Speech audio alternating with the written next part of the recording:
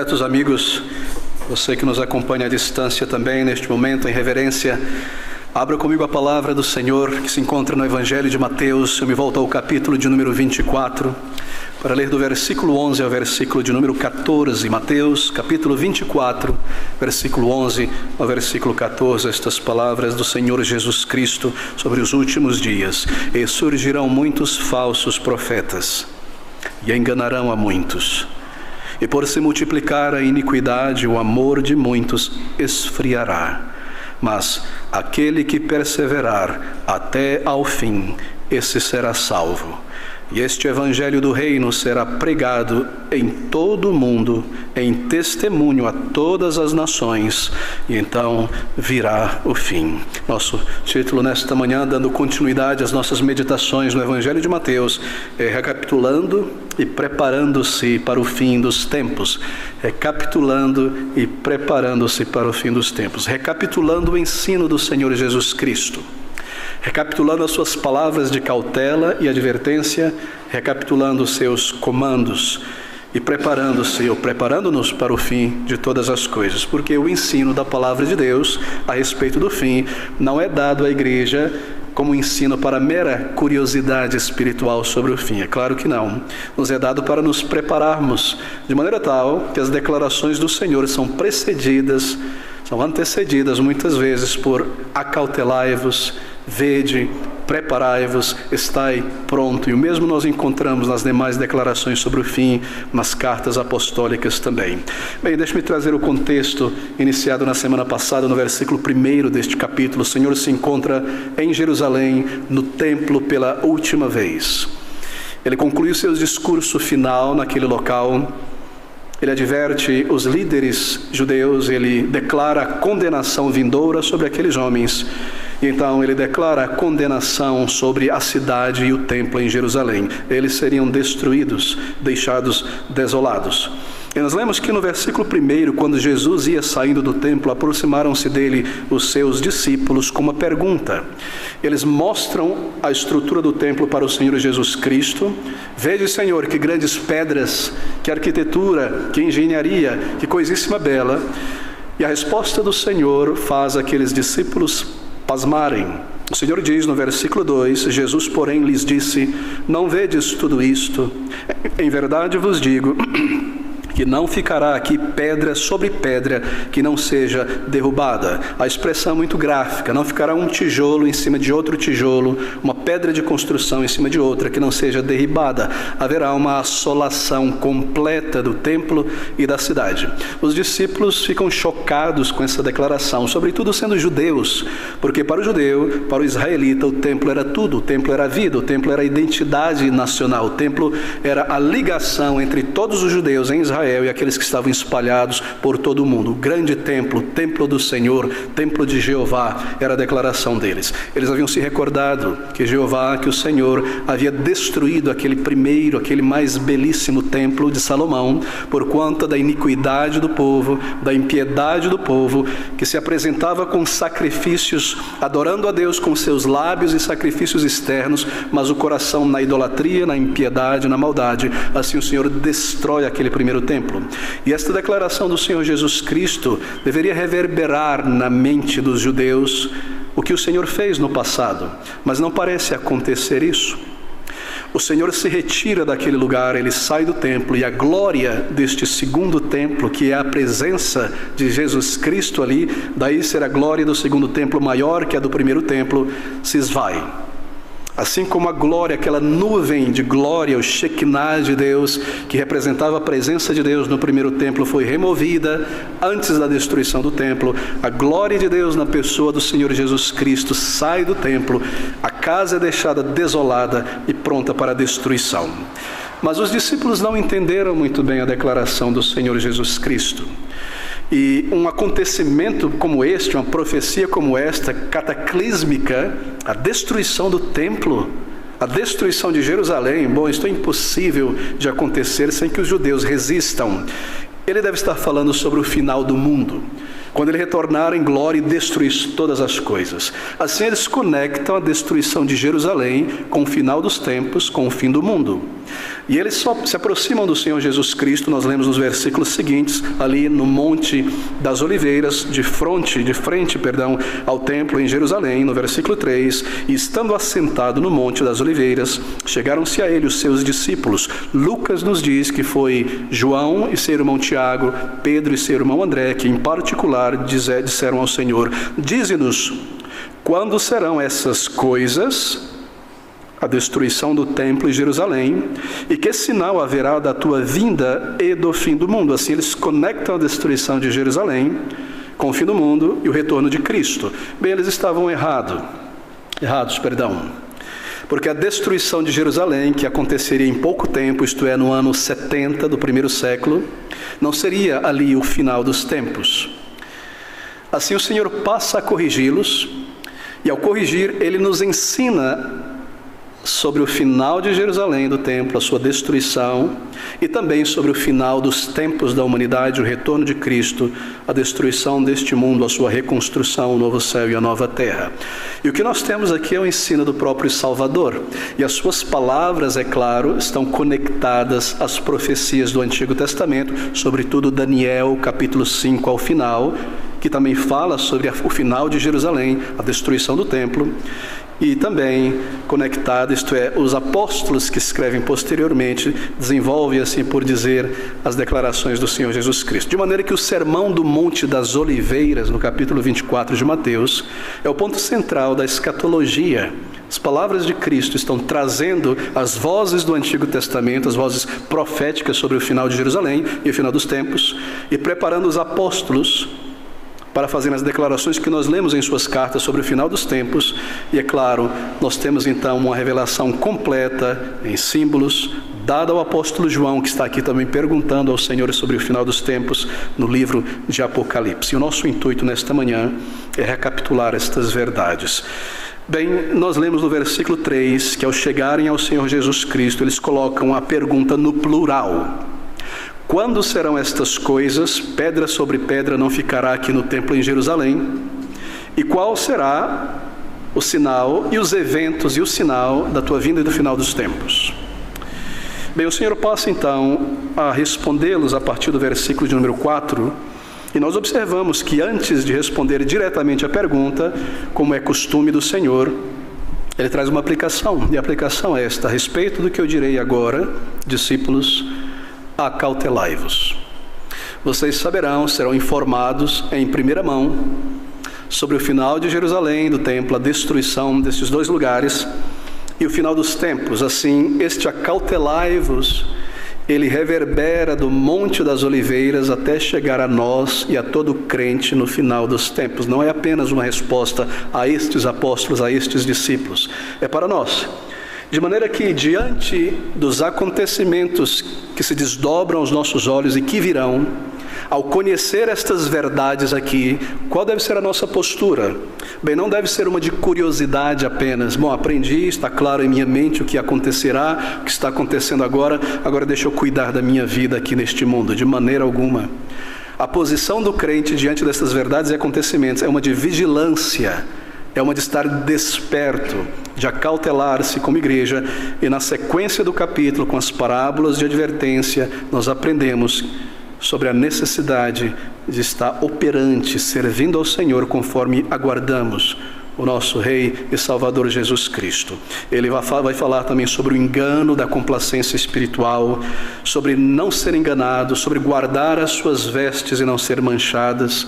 Muitas coisas são declaradas, mas tudo tem início aqui neste capítulo de número 24. Bem, nós estamos falando aqui então sobre as últimas coisas. E em teologia nós usamos um termo um tanto estranho, mas que representa estas últimas coisas que virão, que é o termo grego escatologia, formado de duas palavras, eschaton, que é final, não é? De onde nós tiramos hecatombe, final, explosão, e logia, conhecimento, escatologia, o conhecimento do final das coisas. E quando nós falamos sobre o final de tudo, nós pensamos em uma escatologia individual que acontecerá com cada indivíduo, salvo e não salvo. e uma escatologia geral que acontecerá com o mundo, a humanidade, o planeta Terra, a criação, a natureza também. Então nós pensamos dessas duas maneiras. Escatologia não é o estudo do final apenas, do parágrafo final da história apenas. Porque escatologia se espalha pelo Novo e Antigo Testamento. No Antigo Testamento nós já temos ensino e profecias sobre os finais dos tempos que viriam e também sobre o singular final do tempo, certo? Assim você observará essa diferença entre singular e plural nas declarações de Cristo, dos apóstolos e dos profetas. Os finais dos tempos, das gerações, das épocas, dos períodos. Então, artigo definido singular masculino, o final do tempo, ok? O ponto final. Guarde isto em mente, porque escatologia não se refere apenas ao final do tempo, mas aquilo que virá depois das profecias até o final. Muito bem. Assim nós temos o que a Escritura revela sobre o que acontecerá com cada pessoa e o que ela revela sobre o que acontecerá com o mundo, a natureza e a humanidade.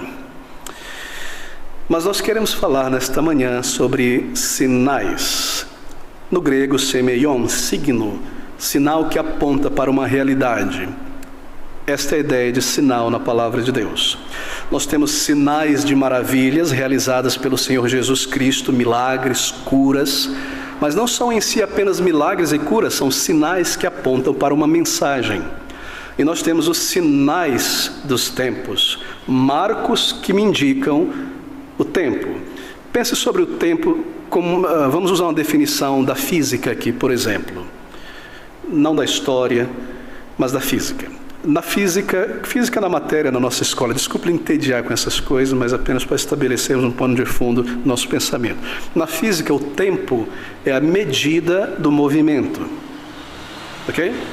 Um objeto deixa a inércia por um torque, começa a movimentar e é medido o seu movimento até onde ele chegar, ok? De maneira muito simples. Escatologia está falando sobre o progresso da humanidade ao longo da história, e essas medidas escatológicas são os sinais, os marcos de que nós estamos andando, que estamos chegando em um determinado local, ok? Você está indo para Santos e você vê sinais na Anchieta dizendo Santos a 40 quilômetros, né? Tem uma placa, um sinal ali, apontando a uma realidade que é a cidade de Santos. Você vai chegando, você vê uma longa ponte do lado ali, a imigrantes, sabe que está mais perto.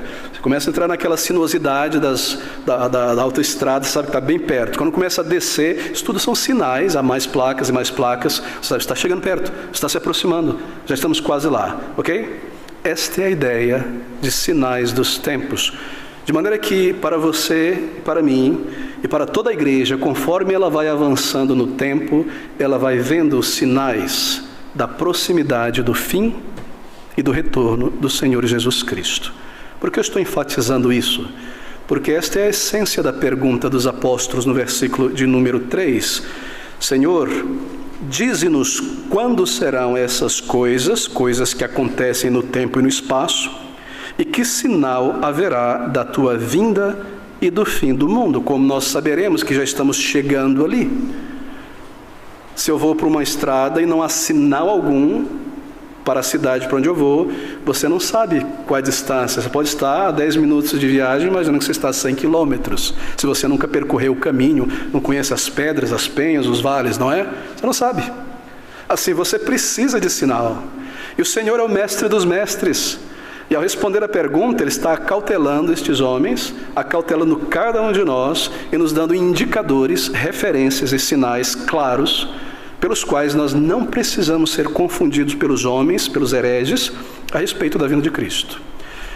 Assim nós lidaremos com esses sinais. Muito bem. O Senhor então falará sobre 2 tipos de sinais que antecedem a destruição de Jerusalém e do templo, que antecedem a destruição deste mundo e a sua vinda. Vamos chamá-los de sinais preliminares. Há um grupo de sinais dentro deste primeiro sinal preliminares. Então, ao sinal final. Pensa sobre o sinal final como aquele sinalzinho que a gente põe no final de um texto. Qual é? Ponto final. Há os sinais preliminares, vírgulas, comas, está freando, está chegando no fim, o texto. E o sinal final é o ponto. Acabou. Depois disso, não há mais nada. Sinais preliminares, um grupo deles, e o sinal final. Dize-nos quando estas coisas, Jerusalém e o templo, acontecerão, e qual o sinal do fim, qual o sinal da tua vinda. Perfeito. Sinais preliminares para a sua anotação mental são estes: a era do Evangelho, a pregação do Evangelho por todo o mundo, uma grande apostasia. Volte ao nosso texto, capítulo 24. Versículo de número 10.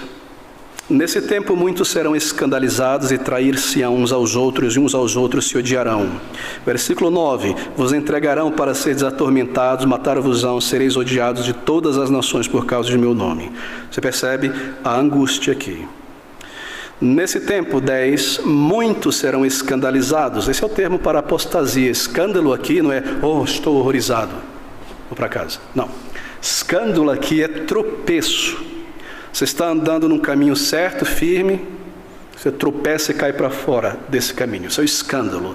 E, obviamente, o termo que é utilizado aqui e lá por Paulo em outros lugares, para representar esse escândalo, esse tropeço, é apostatar, apostasia. No original, no grego, o termo apostasia traz a ideia de divórcio. Eu estava ali em amor, é a minha vida, eu estou nesse caminho, perdi a graça, não quero mais, divorcio desta ideia, desta verdade, desta pessoa e vou embora. Apostasia irá acontecer, muitos se desviarão, tropeçarão para fora, propositadamente, divorciar-se-ão daquilo que criam, deixarão o cristianismo em grandes quantidades. Este é um sinal preliminar. Um outro sinal preliminar que aponta para a vinda de Cristo está chegando, está no versículo de número 14. E este evangelho do reino será pregado em todo o mundo em testemunho a todas as nações, e então virá o fim. O evangelho percorrerá todas as nações antes que o fim chegue. E uma vez que isso aconteça, nós já sabemos que está próximo o final. Então, sinais preliminares. Dentro destes sinais preliminares, primeiro sinal eu mencionei, os primeiros dois, a era do Evangelho, a pregação do Evangelho em todo o mundo, e uma grande apostasia da fé. Mas deixe-me colocar de uma maneira bem didática, para ficar fácil a nossa anotação e a estrutura na mente.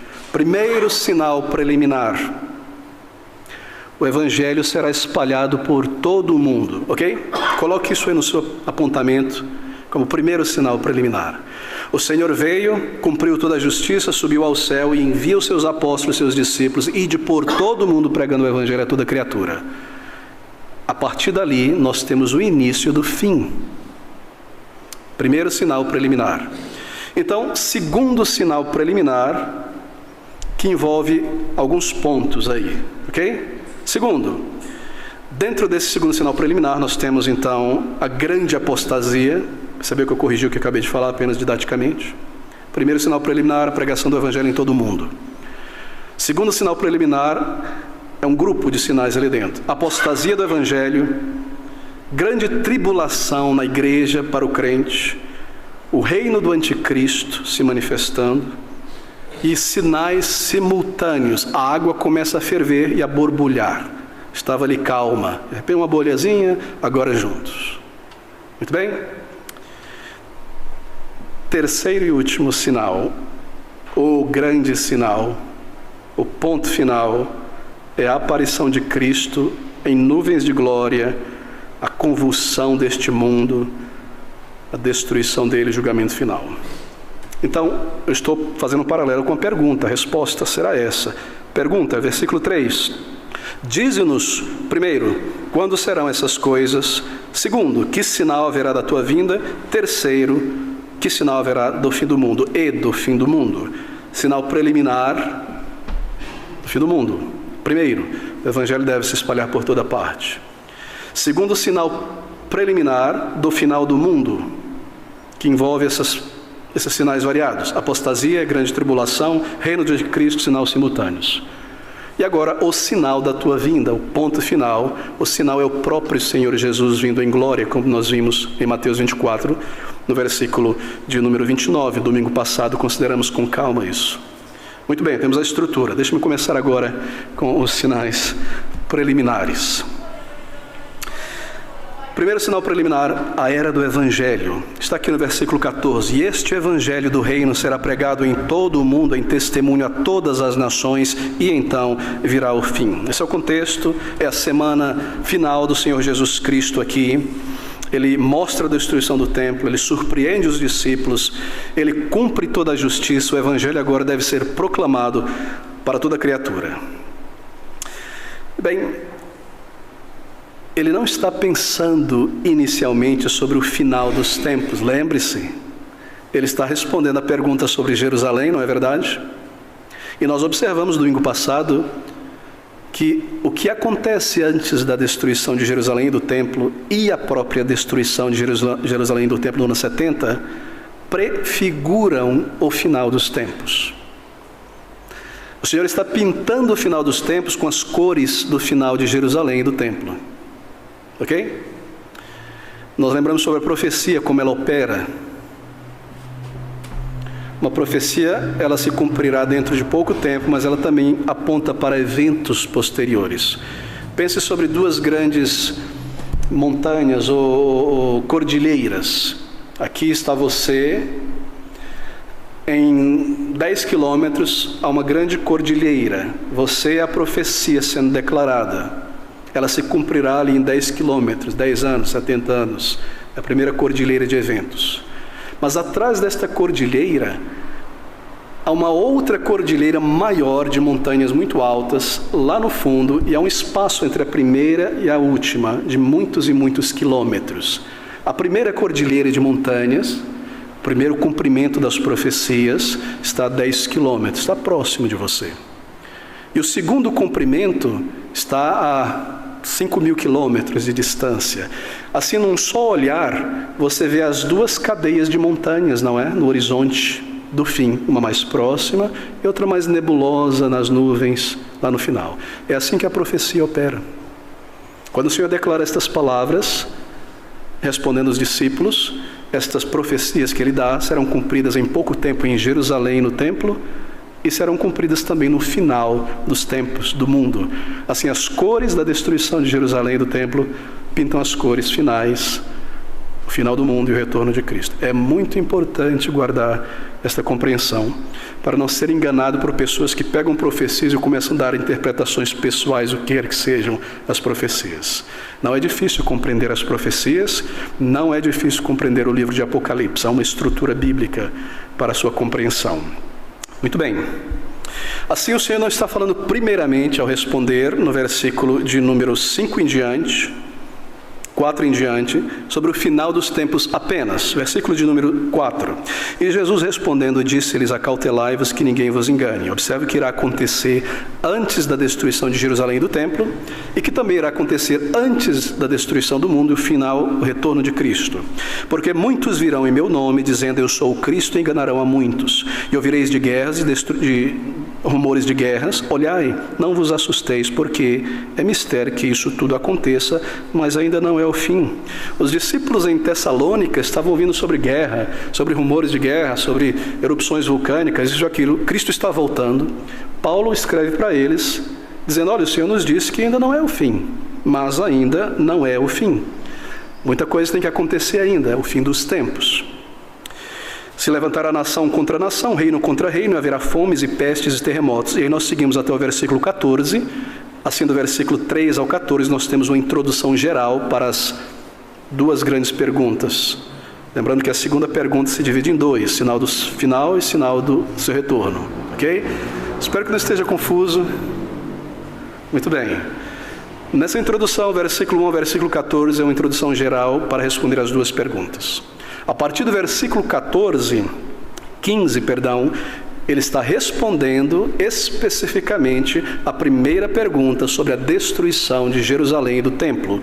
Quando, pois, virdes que a abominação da desolação de que falou o profeta Daniel está no lugar santo, quem lê entenda. Em Lucas capítulo 21, versículo 20, ele nos diz que a abominação da desolação é essa.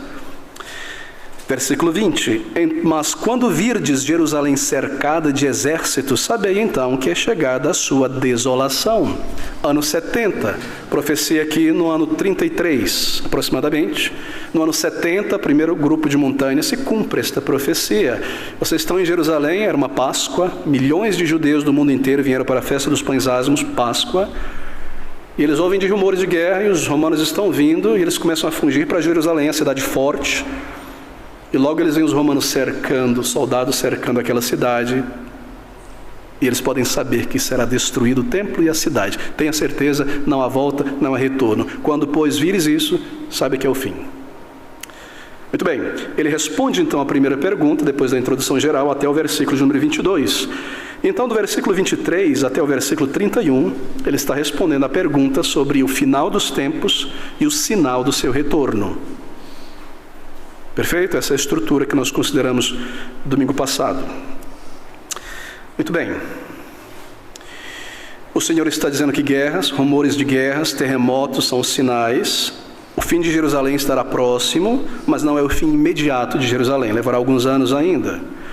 Então, o cerco de Jerusalém, quando vocês virem isso, é o sinal de que Jerusalém está acabado, o templo está acabado. Agora observe, há uma progressão na intensidade dos sinais, aqui na introdução geral do versículo 1 ao versículo 14. Ele inicialmente, no versículo 5, ele fala sobre muitos virão em meu nome, dizendo eu sou o Cristo, enganarão muitos falsos cristos e líderes por aí. E ouvireis de guerras e de rumores de guerras, olhai, não assustei-os, é mistério que isso tudo aconteça, mas ainda não é o fim. Vocês vão ouvir a respeito.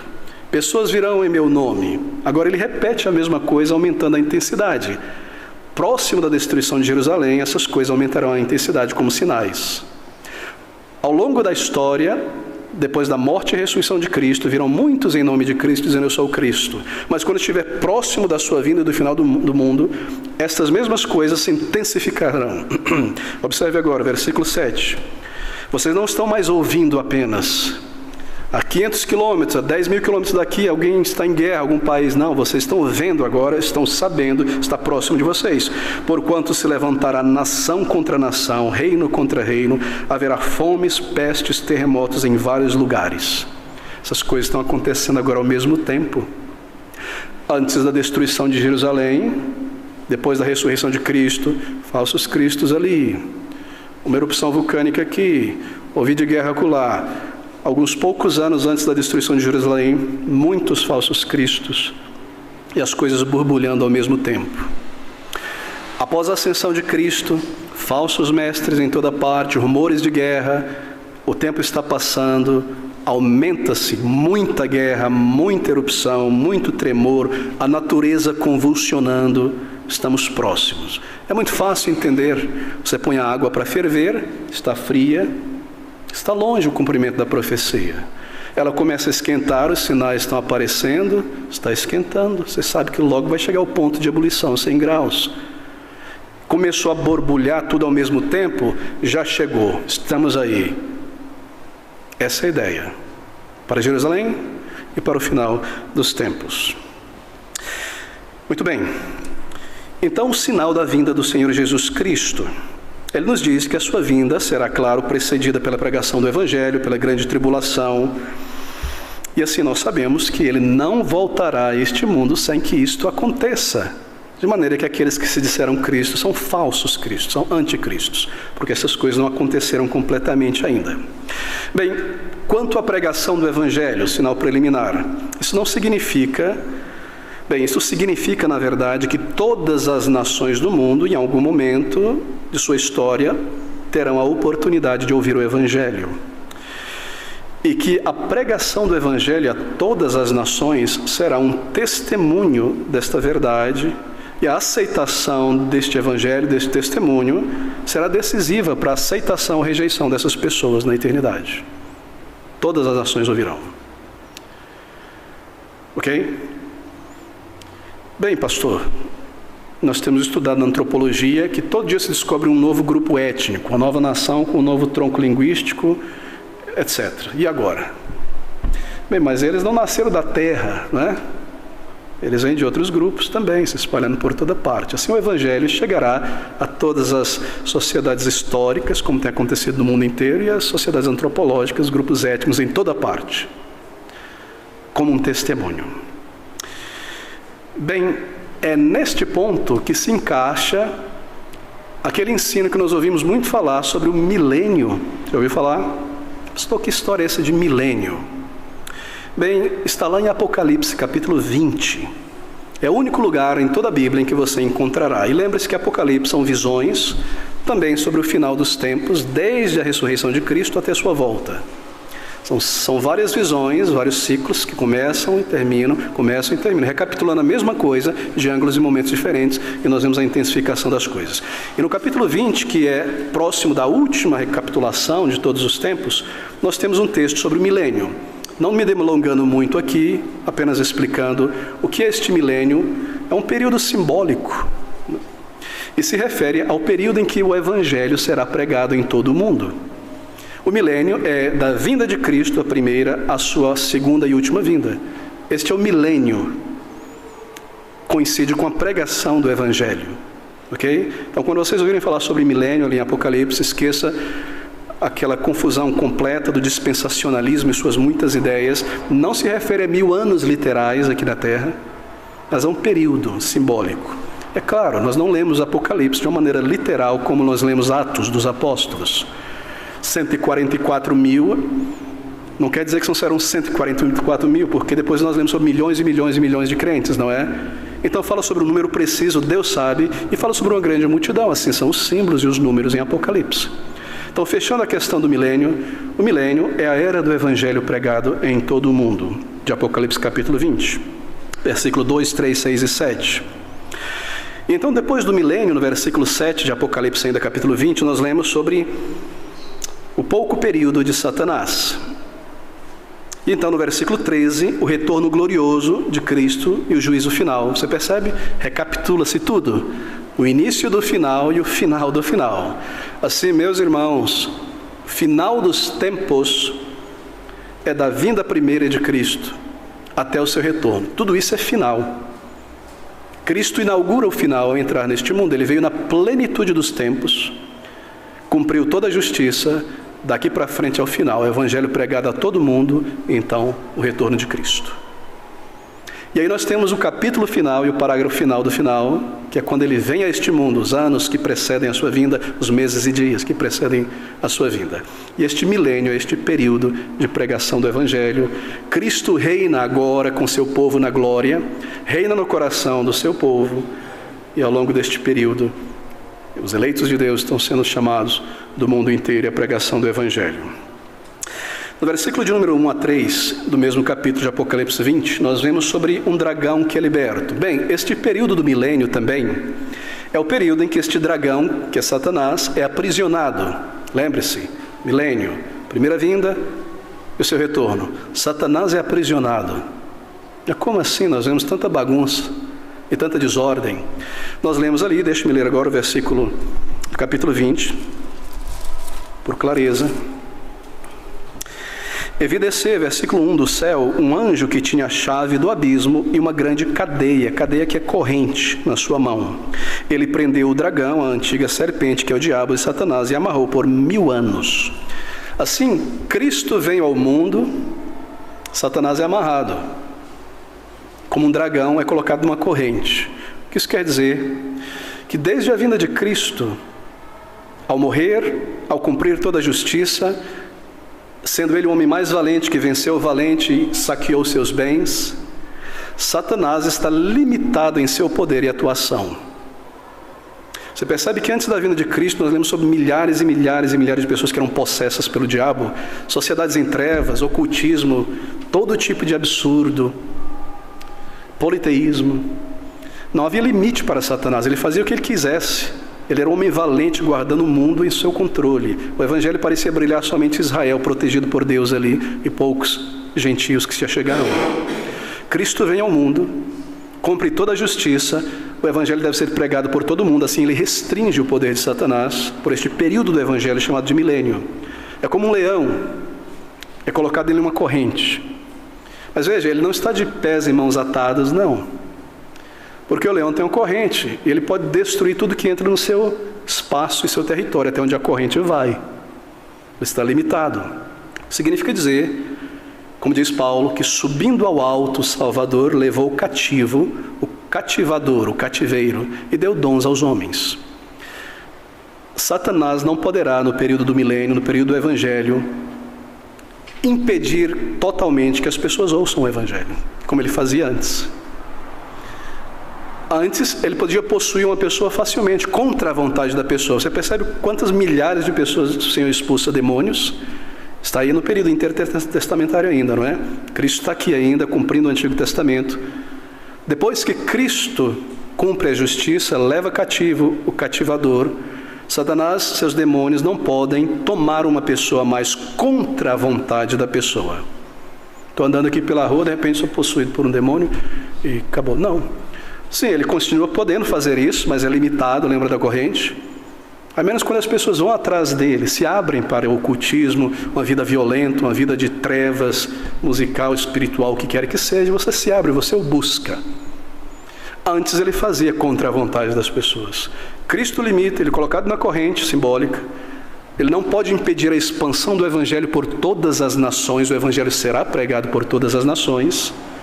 Então, depois que isso acontece, o Evangelho pregado por todas as nações, nós vemos que virá o fim. Quando este leão será solto da corrente, não é? E nós lemos a respeito disso, neste capítulo 20, no versículo 7, estou em Apocalipse, perdão. Ele é amarrado, o período do Evangelho é concluído, então há um período curto de sua influência. Versículo 7, acabando-se os 1000 anos, Satanás será solto da sua prisão, lembre-se, são símbolos, e sairá a enganar as nações que estão sobre os 4 cantos da terra, Gog e Magog, cujo número é como a areia do mar, para juntar em batalha, etc. O diabo que os enganava, versículo 10, foi lançado no lago de fogo e enxofre, onde estão a besta e o falso profeta, este anticristo, e de dia e de noite serão atormentados para todo sempre. Então o juízo final, Cristo vem à terra. Satanás será solto nos parágrafos finais do fim, por um breve período. Sua soltura, no finalzinho, coincide, ou é a mesma coisa, do período de grande tribulação. Ele irá causar essa grande tribulação contra a igreja, irá influenciar a grande apostasia, irá levantar o anticristo e possuí-lo para que ele faça sinais, colocar os governos contra a igreja. É neste período breve. A água estava fervilhando, os sinais, de repente ela começa a borbulhar, e nós vemos que Cristo vem neste momento, como diz Paulo em 2 Tessalonicenses. Bem, essa é a estrutura então, devemos correr agora. Assim, o milênio se refere a esta prisão ou limitação de Satanás, que é a era do Evangelho ser proclamado em toda a terra, o reino dos santos no céu, com o Senhor até o seu retorno. Terminado este período, o Evangelho levado a todas as nações, vem o fim, o período do fim ali mesmo. O anticristo, Satanás, solto, causando tudo isso aí, e no momento que ele se manifesta publicamente, o Senhor vem com sua presença, com a sua glória, o destruirá. Muito bem, assim este é o primeiro sinal preliminar à era do Evangelho, que é o mesmo que o milênio de Apocalipse. Passando agora para o segundo sinal preliminar, que envolve esses vários sinais, certo? Estamos entrando no final, e a água começa a borbulhar. Grande apostasia do povo de Deus, melhor, de cristãos da igreja, grande tribulação sobre o povo de Deus, o reino do anticristo, e os sinais simultâneos na natureza. Então nós lemos sobre uma grande apostasia no Evangelho. A era do Evangelho será seguida por dias de imensa aflição sem precedente. Volte-se às profecias no capítulo 24 de Mateus. Antes da destruição de Jerusalém, no finzinho, nos últimos anos, nós temos aqui grandes provações, grandes dificuldades, então o fim. A era do Evangelho, seguido por dias de imensa aflição. Por quê? Porque isso irá acontecer, aflição sobre o crente. Porque muitos ditos crentes neste período final apostatarão, se escandalizarão, se divorciarão da fé que professaram por algum tempo. Haverá uma grande apostasia. Volte-se ao nosso texto em 2 Tessalonicenses, capítulo 2, versículo 3.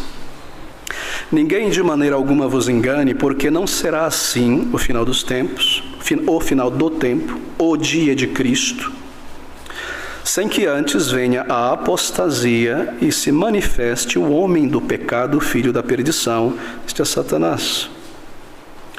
Muitos cairão, muitos que professaram a fé por algum tempo, professaram de lábios, sou um crente, isso e aquilo, e você nunca via sinal ali, mas professaram a fé, cairão por uma falsa, tropeçarão para fora, por uma falsa segurança, por amor a um materialismo muito vulgar, amor ao pecado, distraídos e levados por este mundo. É como um imã, estão eles ali professando o cristianismo, este período começa a avançar, eles são puxados pelo mundo, o coração é o metal, o imã é o mundo e Satanás, para fora. Por quê? Porque não receberam a Cristo, o amor de Cristo, a verdade, se privaram da graça de Deus. Estavam ali na igreja, visível, com todo mundo. Pastor, isso tem acontecido ao longo dos tempos. Pessoas que têm apostatado se tornam inimigos da igreja. Isso tem acontecido, a água está fervendo. Mas próximo ao final, isso vai acontecer em grande quantidade. Então nós temos apostasia ao longo da história e temos próximo do final uma grande apostasia. Nós temos tribulações ao longo da história, no milênio, no período final, e nós temos no final uma grande tribulação sobre a igreja. Assim, nesse momento, essas pessoas cairão, sairão da verdade, mas elas não simplesmente sairão, elas virarão a costa para o que criam e começarão a se lançar contra o que criam e contra o povo de Deus que permanece fiel. Inicia-se então um período difícil para a igreja verdadeira, tribulação. Ou seja, a apostasia precede a tribulação maior.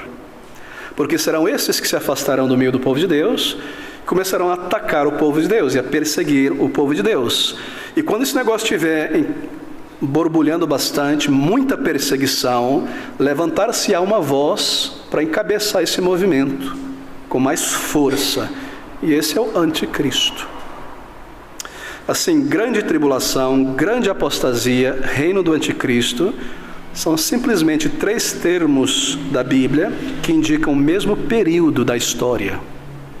Neste período final, terminou-se, temos a era do Evangelho, o milênio, Satanás é solto, tribulação, apostasia, está acontecendo nesse período. Agora entenda isso, porque se nós não entendermos, nós não podemos nos acautelar e vigiar.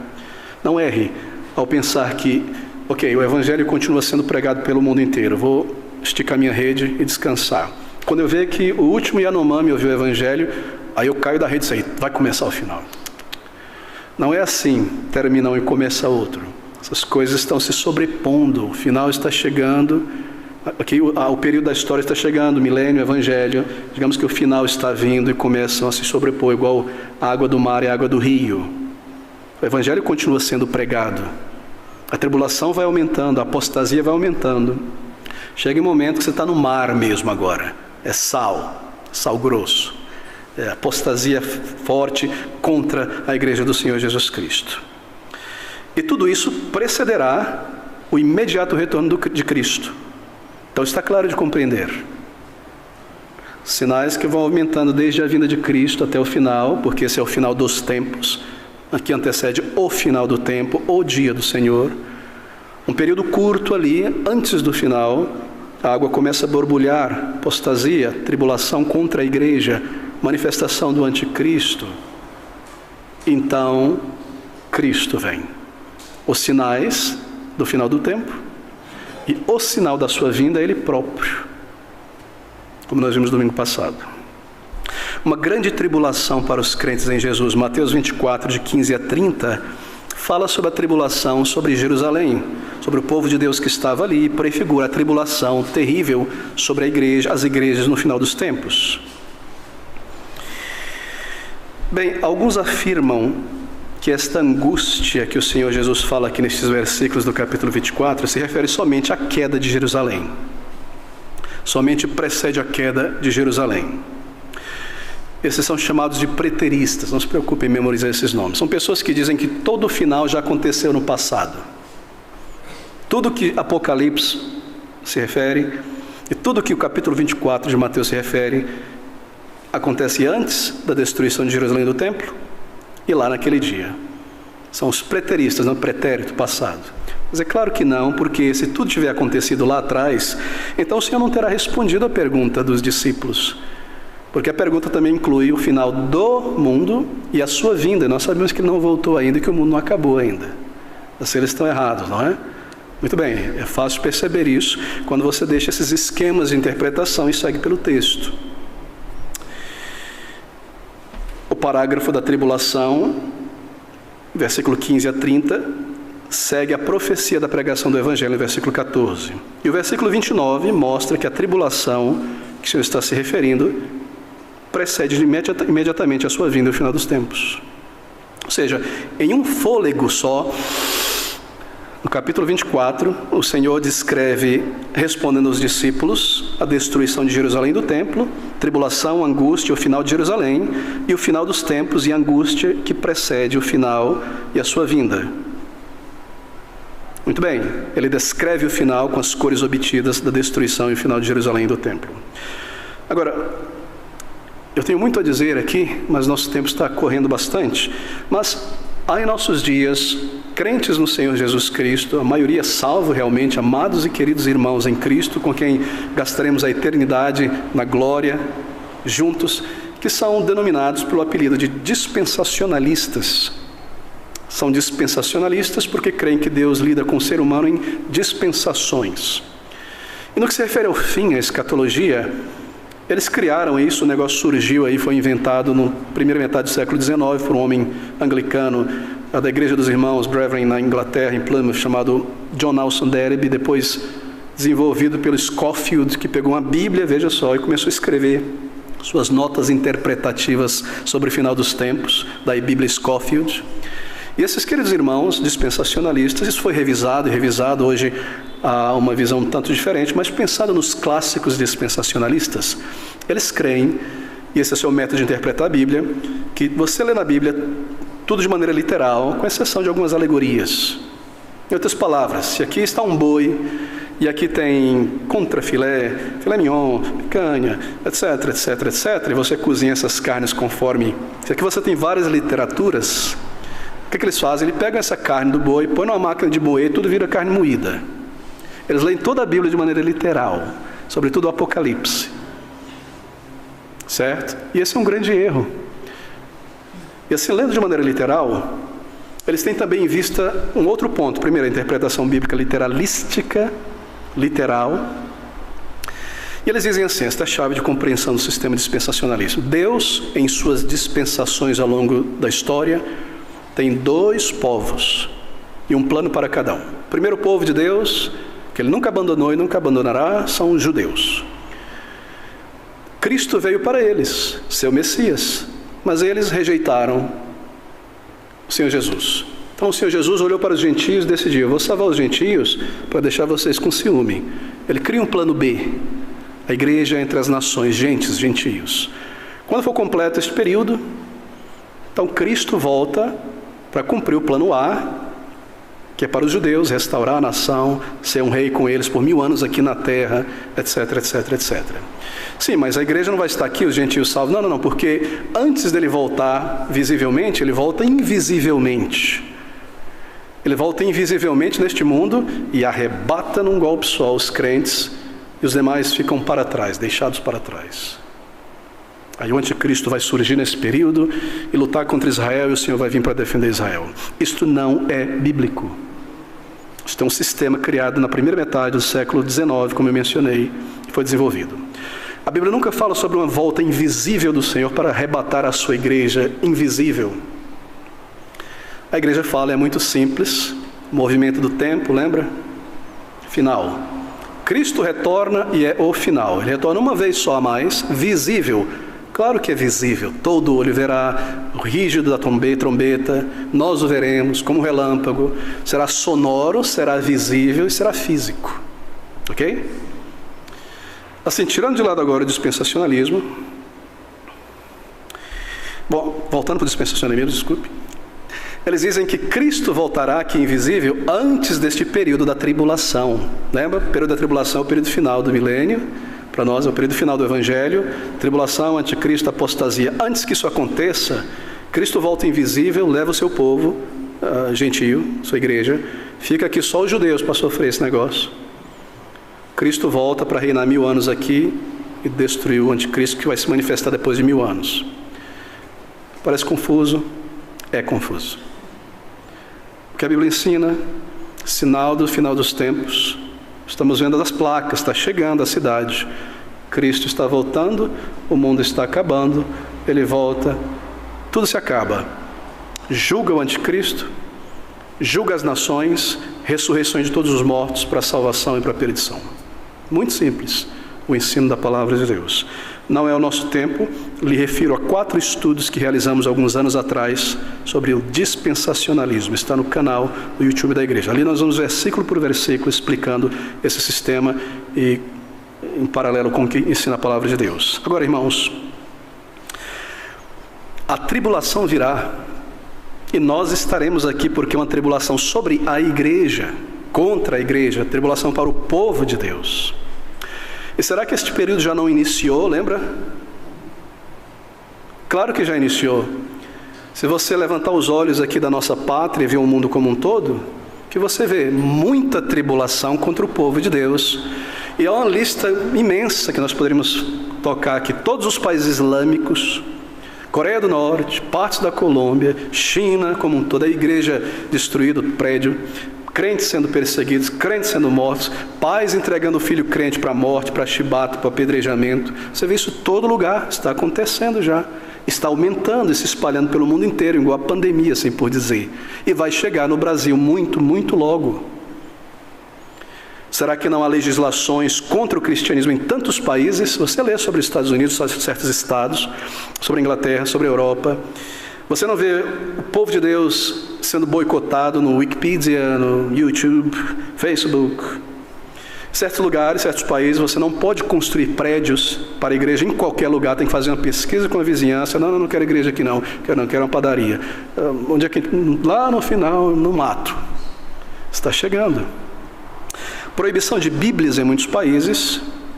Sim, mas ano passado, a Sociedade Bíblica do Brasil completou a produção de 200 milhões de Bíblias, pastor. Como é que está proibindo? Sim, proibindo lá, mas vai chegar logo aqui.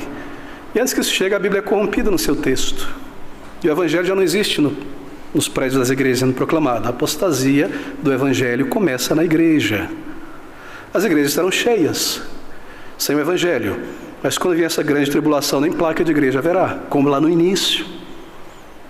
Escondidos e adorando, está recapitulando o que aconteceu. Bem, assim lembre-se dessa interposição.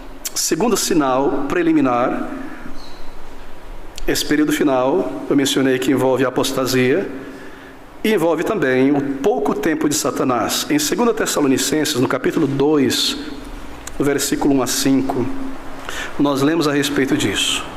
E no versículo 3, ele diz: ninguém de maneira alguma vos engane, porque não será assim, sem que antes venha a apostasia e se manifeste o homem do pecado, o filho da perdição, o qual se opõe e se levanta contra tudo que se chama Deus ou se adora, de sorte que se assentará como Deus no templo de Deus, querendo parecer Deus. Esse é o anticristo. Ele é chamado de filho da perdição, homem da iniquidade. E Paulo diz aqui que antes do final, 2 coisas acontecerão: apostasia, já vimos, e a chegada do homem da iniquidade. A apostasia já terá feito muito progresso quando o anticristo entrar em cena, porque é ele que vai fazer ferver as coisas mesmo. Ele assume o poder e faz com que as coisas fiquem muito pior contra a igreja. ele é chamado lá na primeira carta de João de o anticristo. É lá que aparece o termo anticristo. Aqui em Paulo, o homem da iniquidade. Quem será este? Daniel capítulo 7 e 2 Tessalonicenses 2 deixam claro que será uma pessoa, provavelmente um homem, que virá no final dos tempos. Um homem em quem a rebelião do mundo contra Deus, a apostasia, a perseguição, será encarnada. Será terrível, um terrível oponente e adversário do povo de Deus e de Cristo aqui na terra. A descrição dele está aí em 2 Tessalonicenses 2. Nós vemos que seu caráter é perverso, sua atividade é se esforçar para desentronar Deus, desentronizar Deus e se assentar em seu trono. Cortar todos os objetos de culto. Bem, nossos amigos, queridos irmãos dispensacionalistas, pensando sobre os judeus, literalistas, dizem, então, se ele vai entrar no templo de Deus, o templo de Jerusalém tem que ser reconstruído, para que ele entre lá. Mas a Bíblia diz que o templo de Deus verdadeiro somos nós, é a igreja, certo? Esqueça o templo de pedras, foi destruído. O templo era para sacrifícios, o sacrifício final já foi realizado, nos diz Hebreus. E ele virá. Agora, quem será este homem? Nós temos a descrição dele, se opõe à verdade, se opõe a Cristo. Cristo não está aqui na terra, Satanás não pode atacá-lo como fez, jogar pedra, tentar empurrá-lo do monte através dos seus discípulos. Então ele põe as suas mãos no corpo de Cristo, que é a igreja, que somos nós. Ele se volta contra Cristo, contra a sua igreja, contra o seu povo. Bom, será que ele é um humanista? Nos é dito que ele se assenta como Deus e quer ser adorado como Deus. O humanismo, um pouco disso, não é? Eu no centro, o ser humano no centro de todas as coisas. Alguém que se diz, me adorem, como vocês adorariam a vocês mesmos? Adorar o ser humano, nossa capacidade, onde nós chegamos. Será o humanismo, o anticristo, ou seja, será um movimento? Bom, certamente será um movimento, haverá parte do humanismo, mas haverá uma pessoa também, nos é dito. Ele, o anticristo. Será um ateu? Porque nos é dito que ele se levanta contra Deus e contra todo objeto que se adore. Todo objeto mesmo, a estátua de um santo, de um ídolo pagão, tudo que se adore e Deus. Será ele um ateu? O ateísmo tem força poderosíssima na Europa. Poderosíssima, humanismo e ateísmo. Bem diferente aqui do Brasil. Mas nós ele é dito aqui que ele quer se colocar no lugar de Deus para ser adorado. Assim, ele não descarta completamente a ideia de uma divindade, contando que seja ele. Por muitos séculos, pregadores do passado e ainda muitos outros hoje em dia afirmavam que este anticristo é o Papa. Certamente os papas descrevem muito bem os anticristos, porque o Papa se coloca no lugar de Cristo. Você já viu aquele chapéu que ele usa? Não estou falando daquele que você fica sentado no canto na escola assim, não. É aquele que parece um ovo de Páscoa. São 3 coroas. Rei do céu, rei da terra e rei das regiões inferiores. Papa. Levado numa cadeirinha no trono, você já viu? Somente esse último não aceitou isso. Cercado de ouro, de púrpura. O Espírito de Deus é colocado de lado, porque ele convence o pecado, justiça e juízo. Você confessa o teu pecado para o padre. O Papa toma o lugar de Cristo, ele é o vigário de Cristo aqui. E no lugar do Pai coloca-se Maria, 4º membro da Trindade, quadra Trindade. Adore, louve, exalte, mediadora. Se opõe, se põe no lugar. Assim é natural que pregadores do passado viam o Papa como anticristo. Mas veja, a Bíblia nos diz que o anticristo ainda virá e o Papa já está aqui. Assim, isso cumpre o que João diz em sua primeira carta, que o anticristo virá, mas agora já há muitos anticristos. Em outras palavras, se virá um anticristo, haverão falsos cristos até o final. Muitos dirão em meu nome, a água está fervendo, até que venha um grande anticristo encabeçando tudo que é contra o povo de Deus, contra Cristo. Este é o anticristo. Certamente haverá um movimento que formará esse homem, que dará a voz. Ele não vai surgir do nada hoje aqui, eu vou fazer isso e aquilo, não. Tem que ter um contexto, não é? perseguição, apostasia, falsos crentes, contra a igreja, tribulação, está aumentando. Então ele vem como uma voz nesse contexto para encabeçar. Digamos que o contexto, a perseguição, a apostasia, o movimento, é o ventre que gera este anticristo. Ele nasce dali. E será que já não está sendo formada essa placenta aqui? Não está próximo dele nascer? Iniquidade, leia as cartas de Paulo a Timóteo, no fim dos tempos, como será o ser humano, fim dos tempos, lá, quando Cristo voltar.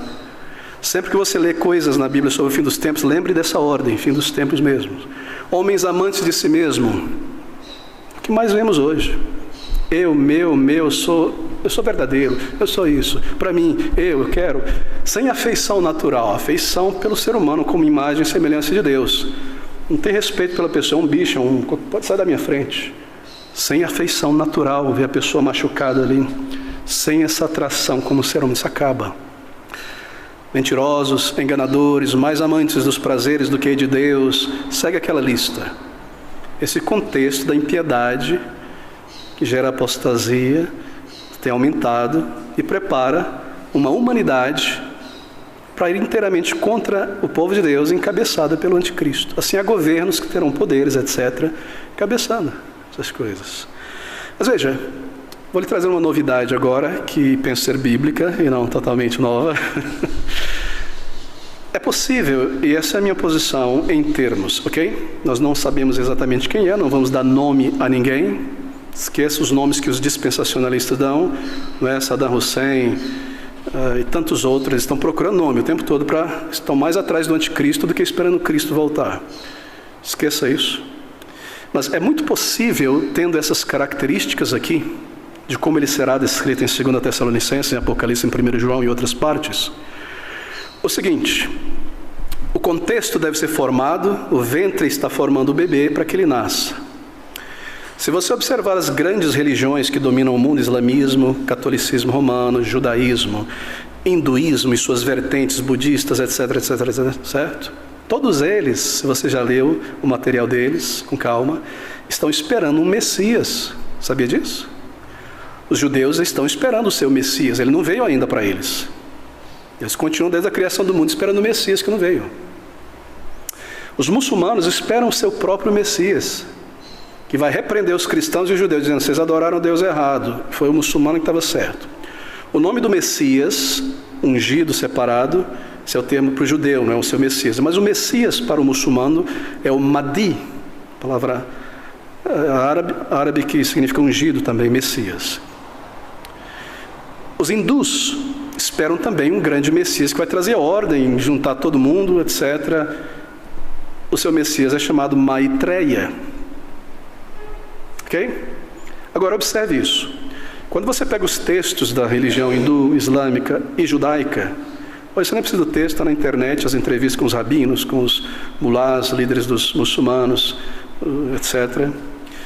Quando eles começam a descrever, você pergunta: como será o Messias judeu quando ele voltar? Bom, ele não vai vir do céu, ele vai vir daqui da terra. E quem construiu o templo, esse é o sinal de que ele é o Messias, isso. Vai juntar todas as religiões, sob Israel, claro. Será assim, estabelecer a paz. Aí você lê: quem será o Messias do muçulmano? A mesma coisa. E quem é o Messias dos hindus? Maitreya, vai trazer paz, unir todas as religiões. Ou seja, a descrição do Messias muçulmano, hindu e judaico é a descrição bíblica do anticristo. Capito? Guarde isso em mente. De maneira tal que quando ele se manifestar com essas características de Messias muçulmano, judaico, hindu, ele será abraçado e amado como um grande líder a ser adorado, e empoderado por Satanás fará sinais para provar que é o Messias. Como o primeiro Messias verdadeiro, o falso também fará sinais. Todos se submeterão. É muito difícil submeter a um anticristo, governador, apenas pela espada. A gente foge, ele não vai entrar dentro do meu coração e me submeter a ele. Mas se ele é o meu Messias, aí é coração, armas e braços. E irá acontecer então isso neste momento em que ele se manifestar como um grande Messias, porque ele quer ser adorado. Ele quer que o crente o adore, o verdadeiro, entrar no templo de Deus. Que este pequeno grupo, este pequeno rebanho, que sabe muito bem que é Ele, quando Ele se manifestar nós saberemos os sinais, não vos enganeis, não irão se prostrar, não irão se submeter, e aí todos os demais, a religião do mundo inteiro, católico, hindu, etc., não crente, o que quer que seja, dominado pela mentira, levado pela mentira, vão se voltar ferrenhamente contra esse povinho que é uma pedra no sapato de todo mundo, que não quer dobrar o pescoço para a estátua de Nabucodonosor, que pode ser lançado na fornalha, mas não adora o anticristo. E aí a grande, imensa perseguição. Muitos serão entregados a mortes, mártires, etc, etc. A igreja visível com placa não existirá mais, porque Ele não vai permitir ter igreja, objeto de adoração, tchau. Mas haverá o povo de Deus aqui, espalhado. Assim, a força missionária terá acabado, não haverá agências missionárias, porque o período do Evangelho também acabou. Não está dizendo que pessoas não possam ser salvas ainda nesse período. O Espírito ainda está aqui, Ele não foi embora com a igreja invisível. E Ele se manifesta. E será um período, queridos amigos, pintado nas cores aqui da destruição do templo, do versículo 14 ao versículo 21 de Mateus 24, tão terrível, que aqui está uma família e diz: esse meu filho é crente, pena capital para ele. Pais entregarão os filhos, crentes, filhos entregarão os pais, um contra o outro, mãe entregará a filha. Já acontece no hinduísmo, já acontece entre os muçulmanos, está aumentando. Haverá uma força da lei e os governos darão a ele o poder, darão à besta, não é? O poder ao anticristo. Sim, a mesma legislação, a mesma lei para o mundo inteiro. Vamos acabar com essas desordens aí de religião. Eu cheguei, sou Messias. Um só poder, uma só legislação, e quem não se submete está fora. A marca da besta. Nosso tempo já foi embora. A marca da besta é: você olha para a pessoa e você vê que é uma besta. Besta humana. Esse ser humano, que é uma besta humana, está sendo formado. Observe. Ele não parece homem nem parece mulher. Ele não parece ter afeição. É um violento. Mas como assim um sinal na mão direita e na testa? Esse símbolo está em Apocalipse. Mão direita é o que eu faço, o que eu escrevo, o que eu digo, o que eu ando, etc. Na testa é o que eu sinto, o que eu penso, minha ideologia. Assim, na mente e no agir, é uma pessoa que segue o anticristo. Ele está marcado. Percebeu? Não vai ter grãozinho de arroz. Pode ser que venha, porque substituir os cartõezinhos é mais fácil, mas não está ligado a isso. Pode ser usado, sim, no sentido de restringir quem compra, quem não compra lá no final, não é? Etc. Então, ali está esse grande anticristo. E essa perseguição final, e ele quer ser adorado, e o crente não irá adorar. Você chega aqui no supermercado, qualquer que seja, não vou dar nenhum nome, porque vão dizer que estou falando que algum é do anticristo. No final, numa loja, na padaria, no cartório, recorde no início, primeiro século, Nero, etc., um pouco antes da destruição de Jerusalém. Ah, cidadão, você quer comprar? Qual é o seu nome? Fulano e tal. Perfeito. Ah, perfeito. Você está vendo ali no canto do balcão? Ali um altarzinho com brasas. Faça a sua libação para o anticristo aqui. Aí você pode comprar. Você se lembra lá? O crente era obrigado a rejeitar Cristo. Se quer permanecer um cidadão, permanecer vivo, repita comigo: Cristo é isso, isso, aquilo. Ofereça uma libação ou de frutas, ou de leite, ou de vinho para o imperador. Não, morte, muitos serão mortos. Então estou aqui ilustrando as possibilidades dessa grande perseguição, dessa morte. Paulo nos diz, escrevendo a Timóteo, que na formação deste período, o contexto, os homens seriam tempos difíceis, trabalhosos de viver com o não salvo. Será que nós já não vivemos esse tempo? E essas coisas vão aumentando, piorando. Assim, eu coloco nesses termos a possibilidade do anticristo ser um Messias, que este mundo incrédulo espera para trazer a paz a este mundo, e será recebido como Messias falso.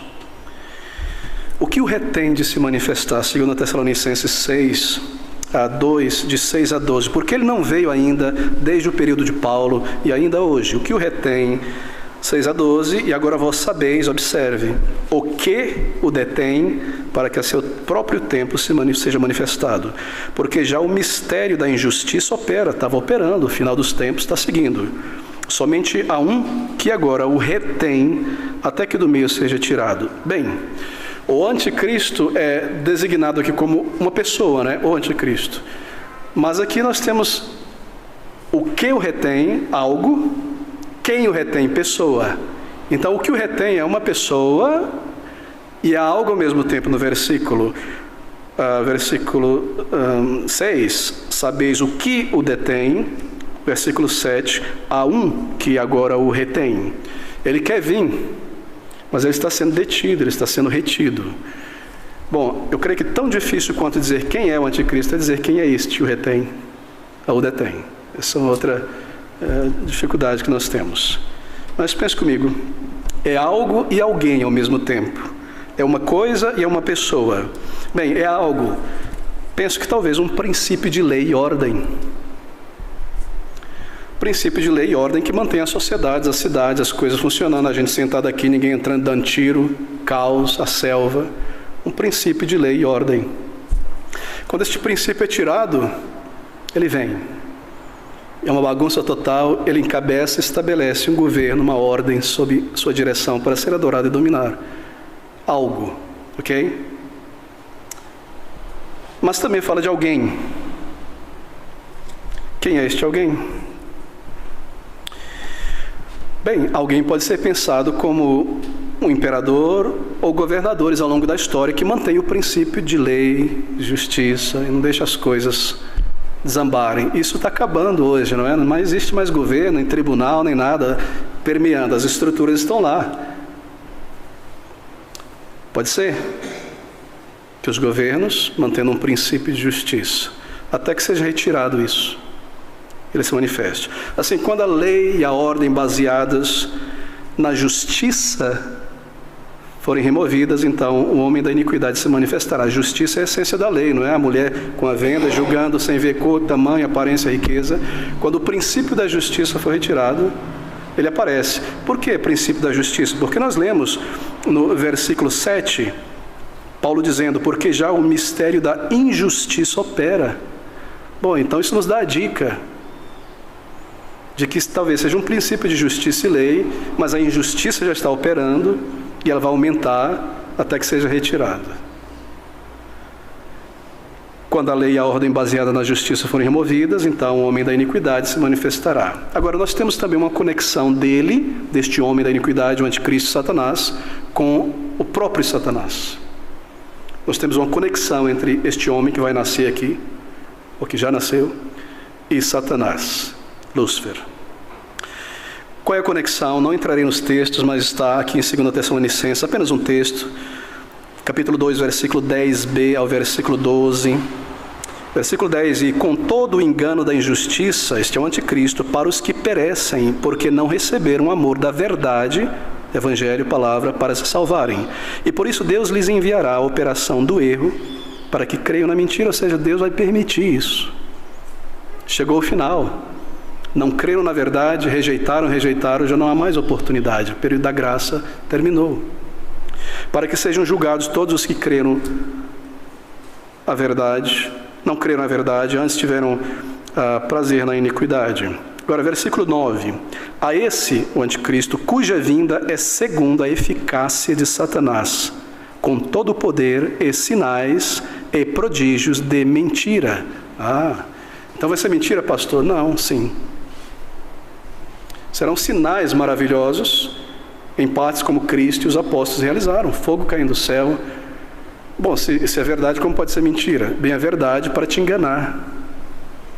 Serão sinais de fato que ele realizará para conduzir as pessoas ao erro. Adorem a mim, eu sou de fato o Messias que vocês esperavam. Não está vendo? Até ressuscitar morto, fogo do céu e coisas desse tipo. E as pessoas que estão tão acostumadas a colocar a experiência acima da verdade, eu vi, aconteceu, é isso mesmo. Quando virem isso aí, é fichinha. Com todo o sinal e eficácia de Satanás, com o poder de sinais e prodígios de mentira, e com todo o engano da injustiça para os que perecem, porque não receberam o amor da verdade, serão facilmente enganados. Nos é dito que se fosse possível até os eleitos de Deus seriam, mas não é, porque o Espírito de Deus habita em nós. É a única razão porque nós não seremos enganados. Não porque nós somos capazes. Esse selo nos manterá nesse final. E nós lidaremos com isso nos próximos capítulos. Agora, essa é a conexão do anticristo com Satanás. É como se ele fosse formado no ventre de Satanás. Satanás desce à luz. Não estou dizendo que ele está dando a luz, não. Vai nascer aqui como uma pessoa entre nós. Mas é como se ele fosse formado no sangue de Satanás, na mente. Ele será uma tipificação de Satanás nesse mundo. Satanás não pode se materializar, meus irmãos. Assim ele tem o seu representante aqui. Ele tem o seu falso Cristo. A vinda do anticristo será acompanhada de acontecimentos surpreendentes, cujo objetivo é iludir as multidões em seu caminho para a perdição. Apocalipse 3:10 fala sobre isso. Os que perecem em Paulo não acolheram o amor da verdade para serem salvos. Os que não quiseram se arrepender para que não possam mais a partir daí se arrependerem. Sua derrota está declarada no versículo 8 de 2 Tessalonicenses 2. E então será revelado o iníquo a quem o Senhor desfará pelo espírito da sua boca e aniquilará pelo esplendor da sua vinda. No momento em que ele se manifestar e colocar suas unhas para fora sobre o povo de Deus, é quando o Senhor vem. Não haverá guerra de Armagedon, Cristo contra o anticristo, veja, o qual será destruído a quem o Senhor desfará pelo espírito da sua boca e aniquilará pelo poder e esplendor da sua vinda. Sua própria presença gloriosa, ele é Deus, Cristo é Deus, destruirá o anticristo e banirá. Não vai ter queda de braço, nada desse tipo, não. Entendeu? É o Deus eterno que vem a este mundo, o Criador de todas as coisas. Ele quem criou os anjos, e mesmo este que se rebelou depois, é o Senhor da glória que virá. Sua presença, sua glória, nós subiremos. Nos é dito que se este tempo aqui em Mateus não fosse abreviado, lá no capítulo 24, versículo 22 de Mateus, não sobraria ninguém, não é? Assim o cerco de Jerusalém foi abreviado o tempo para que nem todos morressem de fome e de peste ali dentro, por causa dos eleitos de Deus que estavam lá, ou que seriam salvos depois daquele período. Esse período da vinda de Satanás, ele não será por 50 anos, 100 anos, porque não sobraria um crente na terra. Por causa dos eleitos, será um período curto e Cristo virá, porque se for longo, não sobraria nenhum crente aqui, como seriam arrebatados com Cristo nos ares, quando ele voltar? Por amor e por misericórdia do povo de Deus. Assim, haverá grande tribulação e nós passaremos por todo esse período, se estivermos aqui, até vermos a revelação do iníquo. Não sei por quanto tempo ele estará operando, mas logo que isso aconteça, o Senhor então vem e o destruirá. Não haverá guerra nem conflito. E por fim, os sinais simultâneos. Sinal preliminar, o evangelho em todo o mundo. Segundo sinal preliminar, que envolve esses pontos: apostasia, tribulação, manifestação do anticristo e sinais na natureza simultâneos. Está em Mateus. De volta ao capítulo 24, nós vamos encerrar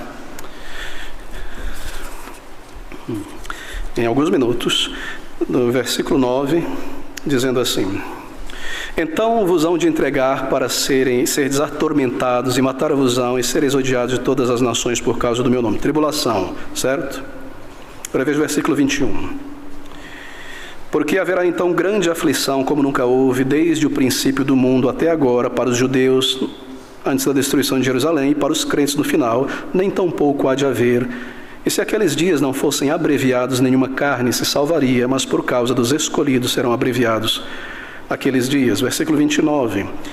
E logo depois da aflição, aquilo que nós mencionamos, acabamos de ler, daqueles dias, o sol escurecerá, a lua não dará a sua luz, e as estrelas cairão do céu, e as potências do céu serão abaladas. Bem, é o final para Jerusalém. Sinais, nós lemos, né? Joséfo, o historiador, nos mostra vários desses sinais, cometas, etc. Mas é o final do mundo também, lá na frente. E se é o final do mundo, este mundo está em decomposição, não é verdade? A Bíblia nos diz que ele está como que dores de parto, querendo ver Cristo voltar e o próprio mundo, a própria natureza ser renovada. A natureza em que nós vivemos traz a marca da maldição do pecado sobre o mundo. Foi sobre Adão que caiu, mas se estendeu à natureza. Não tinha espinho, agora você vai cultivar a terra com espinho no calor do sol. Tudo está em decomposição, nós estamos em decomposição. E depois do dilúvio, uma desordem completa na natureza, não é? Se antes havia ordem, pense sobre isso. Depois do dilúvio, a desordem. Veja a natureza, os landscapes, o horizonte, as paisagens. Que bonito, que montes, que verde. Mas aí é o resto da lama, da desordem, da pedra caída para lá e para cá dos fósseis do dilúvio. Nós vivemos em cima de um cemitério de bilhões de ossos, todo destroçado. Quente demais, frio demais, está convulsionando, está apodrecendo, está morrendo esse mundo. Então ele está exclamando pela vinda do Salvador. Assim, próximo do final, esses sinais que nós acabamos de ler se manifestarão em parte, literalmente, nesse mundo que está em decomposição. Não me pergunte como. E as pessoas já estão muito preocupadas com a inundação disso. Cuba vai estar debaixo do mar em 30 anos, coisas dessa natureza. Elas estão começando a desfalecer, vão morrer, vai acabar a terra.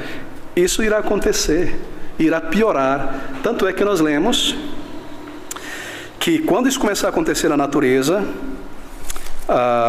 Lucas nos diz em sua narrativa do mesmo evento, que as pessoas irão desmaiar de temor quanto ao que está acontecendo no mundo.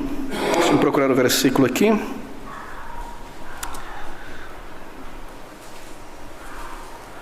Talvez Marcos, capítulo 13, me fugiu brevemente o texto. Capítulo 13 de Marcos, onde ele também narra a respeito disso. O Senhor respondendo a pergunta. Então,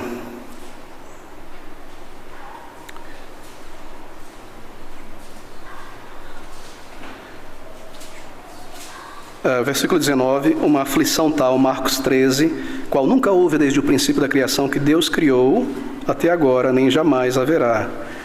E o Senhor abreviará, etc. Falsos cristos virão. Então, versículo 24, ora, naqueles dias, depois daquela aflição, o sol se escurecerá, a lua não dará a sua luz, as estrelas cairão do céu e as forças que estão no céu serão abaladas. Então vir o Filho do Homem. Bem, me fugiu, perdão, queridos, o texto agora, de repente. Mas nos é dito que, antecedendo este período, os homens incrédulos, é claro, olhando para a natureza, temendo a morte, é claro, toda a minha vida está aqui, meu chão está desabando, começaram a desmaiar de medo e temor. É o que nós já estamos começando a ver. Certo? A ebulição, então, na natureza, sinais simultâneos. Como assim simultâneos? Bem, erupções, o início do fim, o milênio, século I ao último. Uma erupção lá naquela cidade. Uma grande devastação, mas um lugar só. Recentemente estava lendo sobre a história de Pompeia, destruída no ano 79, um vulcão que mata centenas de milhares de pessoas, a cidade inteira. Quem mora lá no Egito ouviu sobre isso. Catástrofes, ventanias, furacões, etc. De vez em quando. Uma guerra ali, agora muita guerra. Muita guerra. E conforme a guerra está vindo, a gente está no meio dela, aqui do lado, os outros países ali. Erupção vulcânica, esse país inundado, aquela cidade inundada, o Japão inundado, a Espanha inundada, Rio Grande do Sul inundada, a Alemanha inundada, catástrofe, furacão, terremoto, tudo ao mesmo tempo, sinais simultâneos acontecendo. Guerra para todo lado, pestes e pandemias tocando o mundo inteiro, antes é só na Espanha, só ali, mundo inteiro. Tudo agora em consequência mundial. Ebulição final, sinais simultâneos. Nós estamos entrando no final do final. Apostasia está acontecendo, tribulação em várias partes do mundo contra a igreja, sinais da natureza, tudo isso está acontecendo. Bem, é claro, o Senhor poderia fazer uma pausa em tudo isso aí, cessar a guerra e nos dar mais 500 anos, tranquilo, e depois voltar a acontecer. Não é? As dores do parto às vezes param um pouco, as contrações, depois voltam. Mas é difícil crer que isso venha a acontecer, porque os sinais estão tão claros, tão contínuos, tão conjuntos agora, que seria muito estranho a água que chegou a 100 graus voltar a 20 graus de repente. Já que é um progresso, e necessário esse progresso para nós sabermos os sinais e entendermos. Então, nós ficamos confusos. Santos a 10 quilômetros, opa, estamos chegando na praia. Está quase lá, Santos a 120 quilômetros. Não era 10 quilômetros? Há um progresso nos sinais. Por isso nós podemos ter certeza. Quando virdes a árvore tenra, a florzinha aparecendo, logo vai vir fruta. Você sabe que o verão chegou. Então há um progresso. Nós não vamos estabelecer data, não nos foi dado, e é dito aqui no capítulo 24, o dia, nem o nome de ninguém, anticristo, para não perdermos tempo com isso, mas ficarmos vigilantes, não na vinda do anticristo. Será que o Elon Musk, Será que é o Lula? Será que é o Bolsonaro? Não. Ficarmos vigilantes, capítulo 25 de Mateus, quanto ao nosso serviço para Cristo. Ele vem buscar contas da igreja também. A um deu 5 talentos, a outro 10. Negociai. Entregou aos lavradores, voltou. Estar prontos, sermos achados fiéis na doutrina e não enganados pelas falsas doutrinas que apostatarão a muitos. Já acontece hoje. Apenas observe a igreja pastoreada por um homem chamado Ed Renekiewicz, que se manifesta em nossos dias como um anticristo. E em tantos outros lugares, pregando tudo que é contrário à verdade da fé. Aqui no mundo inteiro, observe, isso irá aumentar grandemente. E enganarão a muitos, diz a palavra de Deus. Assim, meus irmãos, sinais simultâneos. E essas coisas acontecendo. Lucas fala sobre grandes terremotos, falsos profetas, dores de parto. E então, por fim, esses são os sinais, a ebulição, o mundo está acabando. Qual é o sinal, Senhor, da tua vinda? O último sinal. O sinal final. Um sinal preliminar, o evangelho em todo o mundo, esse milênio. Segundo sinal preliminar, lá no finalzinho, que envolve esse grupo, apostasia, anticristo, tribulação, convulsão, sinais simultâneos, falsos profetas, etc. O anticristo se manifesta, então, o sinal da vinda de Cristo. Está em Mateus, no capítulo 24, e eu leio, 28. Porque onde quer que estiver o cadáver, ali se ajuntarão as águias, e logo depois da aflição daqueles dias, o sol escurecerá, a lua não dará a sua luz, e as estrelas cairão do céu, e as potências do céu serão abaladas. Então, há uma simultaneidade, então, naquele período, naquele momento, aparecerá no céu o sinal do Filho do Homem, Cristo. E todas as tribos da terra, isto é, o mundo inteiro, se lamentarão e verão o Filho do Homem vindo sobre as nuvens do céu, assim como ele subiu lá em Atos capítulo 1, lembra? Como viste subir, voltará com poder e grande glória. E ele enviará os seus anjos, a ceifa, separar joio do trigo, peixe ruim de peixe bom, com rijo, clamor de trombeta será audível, os quais ajuntarão os seus escolhidos desde os 4 ventos, de uma a outra extremidade do céu, do mundo inteiro. Que sinal é este? Domingo passado nós mencionamos qual é o sinal. Se o mundo está em comoção, bem, pensa sobre um cenário para a vinda de Cristo. Todo olho verá, então todo olho tem que estar atento, não é? Se eu estou olhando aqui, acolá, apaga a luz. Opa, peraí, escuro, não consigo ver nada. Todo mundo no escuro. Acende uma luz forte lá, de repente todo mundo olha, não é? Essa é a ideia. E logo depois da aflição daqueles dias, o sol escurecerá, a lua não dará a sua luz, as estrelas do céu cairão, e as potências do céu serão abaladas, apaga a luz, então aparecerá no sinal o sinal do Filho do Homem. Eu não estou dizendo, eu não sei dizer quanto disso é literal e quanto é simbólico, mas certamente a atenção será chamada. Como mencionei, quando se toca o hino de um determinado país, antes de começar o hino, toca-se o tarol, aí todo mundo, aí começa, não é? Reverência, atenção, o Senhor está chamando a atenção de todos. E de repente eu vejo esse sinal, mas o sinal do Filho do Homem, sim, um ponto de luz glorioso que aumenta em poder rápido, é Ele próprio em sua glória, em sua luz. Ele é o sinal, na escuridão das trevas espirituais deste mundo, em glória, em luz gloriosa, lá está. Todos nós salvos saberemos que é Ele. O mundo em comoção, está acabando o mundo, o que é isso? É o Cristo. É o verdadeiro, se lamentarão sobre ele. Nós o rejeitamos, nós amamos a mentira. Eu estive na igreja tanto tempo e nunca fui a Cristo. Eu deixei para depois, e para depois, e para depois, e para depois, e para depois, e nunca fui. Se lamentarão, vindo ver o Filho do Homem sobre as nuvens em poder e em grande glória. Nesse momento,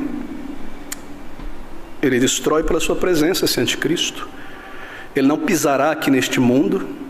Ele fica nas nuvens vindo e nós subiremos, como diz Paulo na sequência. E ao subir, toda a humanidade está subindo. Essa é a ressurreição final. Uns para a perdição, lembra do Y? Uma só ressurreição, uns para a perdição e outros para a salvação. Não sei os da perdição se estarão ali no ar também, mas haverá essa ressurreição. O que nós sabemos em particular é que os eleitos de Deus subirão neste momento para encontrá-lo nos ares, recebendo seu novo corpo. E o Senhor desmantela este mundo, Ele não o aniquila, Ele usa as mesmas partículas, Ele desmantela este mundo e o refaz como antes e mais expandido e melhor, e Ele vem habitar aqui com seu trono para sempre. É aí que o dispensacionalista confunde, ele acha que Cristo vem para habitar por 1000 anos aqui. Não, está falando sobre o novo céu e a nova terra. E o julgamento final, como nós lemos no capítulo 24, a partir do versículo 25, a partir do versículo 31, e quando o Filho do Homem vier em sua glória e todos os santos anjos com ele, então se assentará no trono da sua glória e todas as nações serão reunidas diante dele e apartará uns dos outros como o pastor aparta dos bodes as ovelhas. E você lê na sequência, juízo final de toda a humanidade, Satanás, falso profeta e os malignos banidos para este lago de fogo. O novo céu e a nova terra, Apocalipse 21, Cristo reconstrói este mundo e lá vem a sua igreja descendo como noiva, nova Jerusalém, o novo povo de Deus descendo para este mundo, em Apocalipse 21. E o trono de Cristo ali, e todos os símbolos desse novo céu, dessa nova terra, com Cristo habitando a árvore da vida, esses símbolos de vida eterna, um lugar onde não haverá mais pecado. Essa é a maravilha. Um lugar onde Cristo pessoalmente estará e não haverá mais pecado. Esse velho corpo lançado fora, que luta contra a nova natureza, um novo corpo conciso, unido com a mente em adoração perfeita ao Senhor, para sempre e sempre. Qual é a nossa postura, meus irmãos? Apocalipse inicia com cartas de acautelai-vos enviadas a igrejas, antes de falar sobre os sinais do final, não é? Está recapitulando Mateus 24. Cautela do capítulo 1 ao 3 de Apocalipse, a cautela de Cristo no início, e aí as cartas. Qual é a nossa posição como igreja? A de Laodiceia, indiferente, está chegando, venha mesmo, vamos curtir a vida, não vou evangelizar, não sou regular no culto ao Senhor, não cresço, não faço a minha parte, indiferença. Ou será de Tessalônica?